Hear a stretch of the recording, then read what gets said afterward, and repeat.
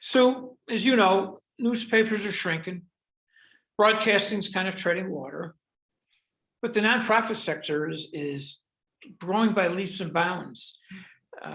408 members in investigative, or well, it used to be Investigative News Network, Institute for Nonprofit News. When I joined 10 years ago, it was 50. So it's grown eightfold. So what's happening? This is a silver lining story. There's an encouraging part of journalism in that it is being reinvented as a shared community good rather than a for-profit business. The for-profit business continues to decline, and that's terrible. We don't want to see that. But in many places like Buffalo, what's happening is nonprofits are picking up a piece of the coverage that is really hard for newspapers to still afford, because they are paid for by advertising, which has shifted to digital. Nonprofits have more revenue streams, and communities are stepping up to support nonprofit newsrooms, either covering a specific topic with depth or in smaller communities covering all of local news. And this is spreading around the country. The US is the leader in this because of our tech structure allows it, but it's also spreading globally. And it is an encouraging sign in journalism. The growth is around 25% a year over year, in the number of newsrooms forming to serve their communities as a public service. So what are these nonprofits covering?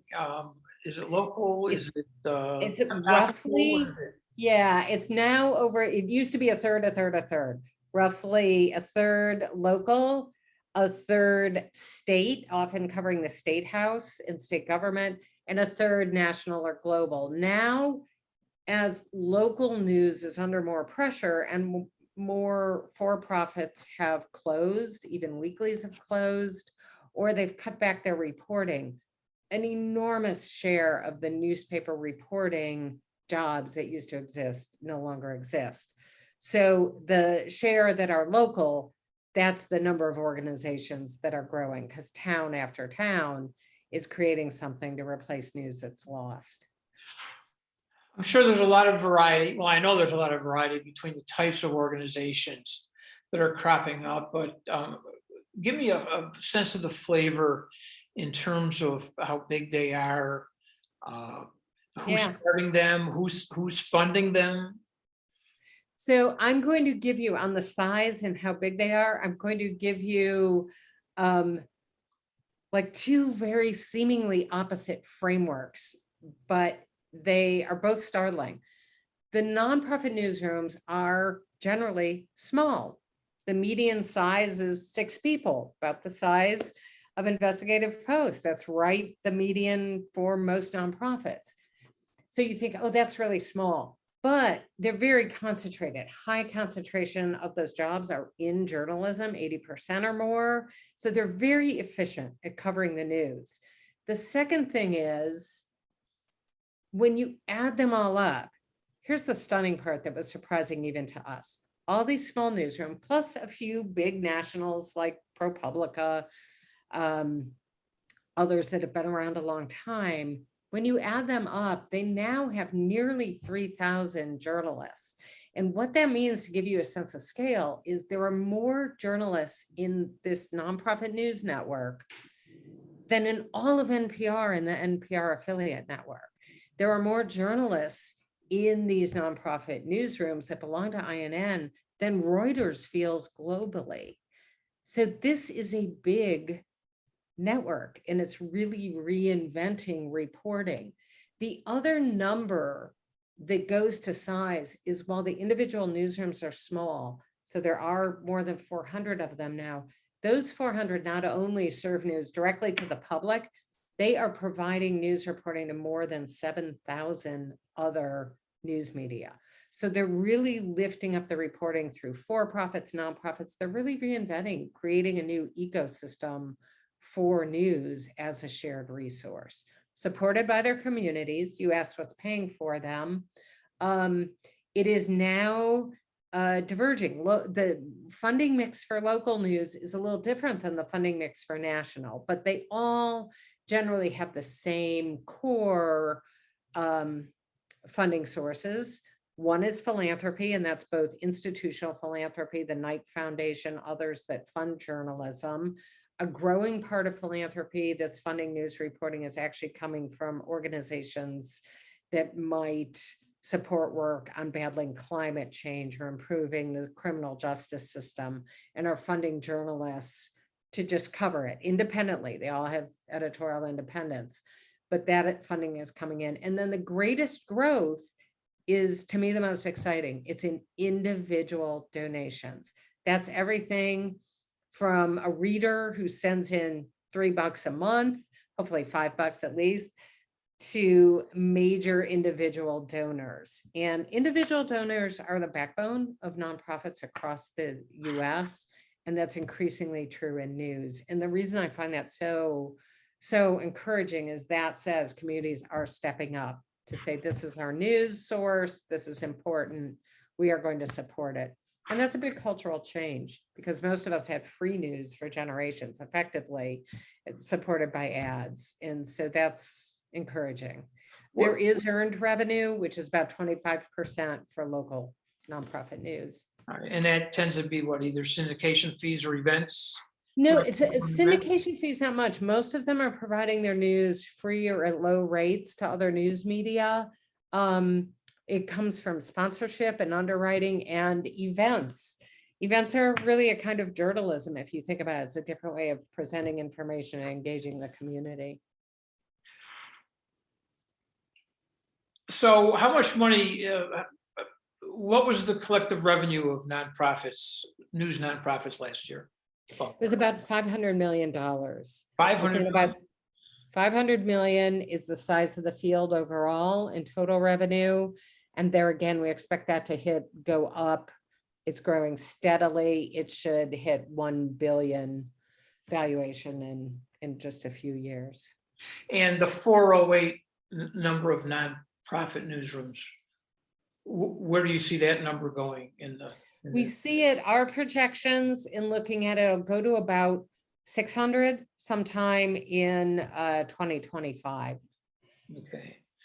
So you don't see this growth slowing down for the foreseeable future? We do not. And we have been, there's an interesting dynamic we're watching.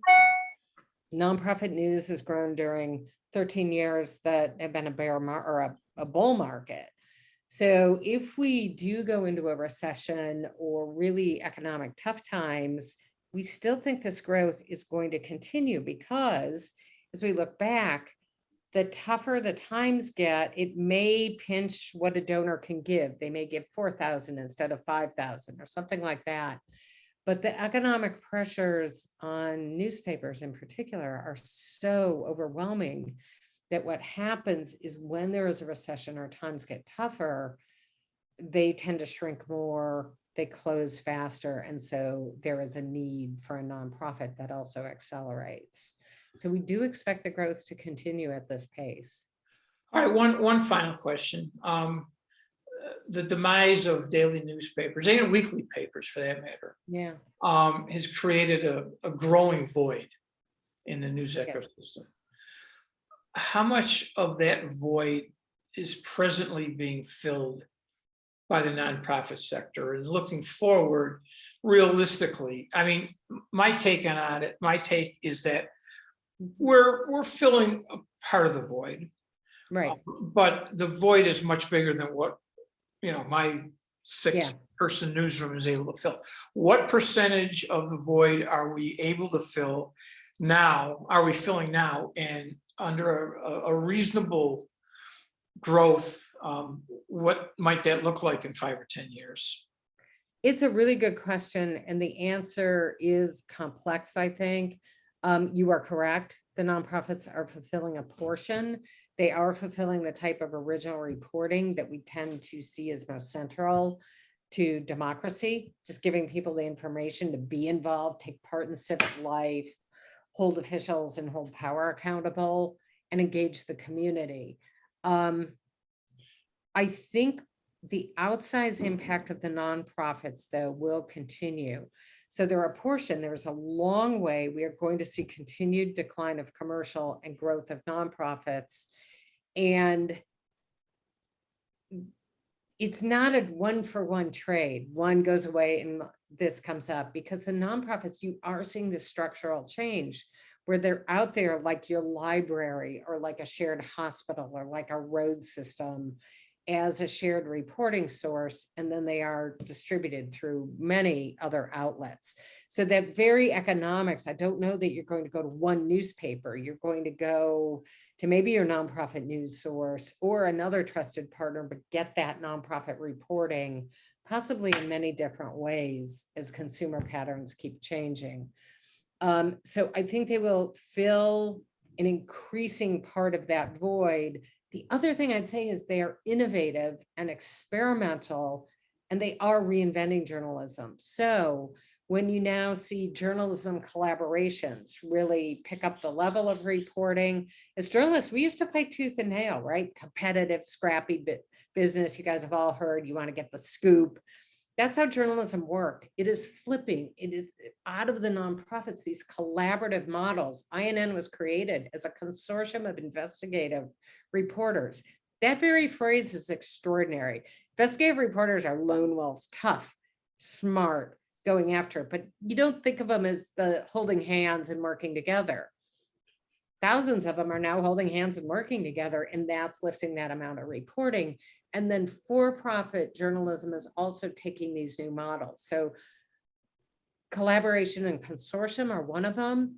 The level of community engagement, a journalist, the practice of journalists going to the communities and saying, what do you need to know? What should we be covering? We're here for you.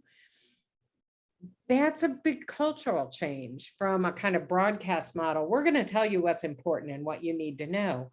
That still has a value too. That news judgment's important, but this interaction between the press and the public is becoming one that is more a conversation, and that is enabling these communities to say, no, we're going to support this journalism that's really covering what we need to know.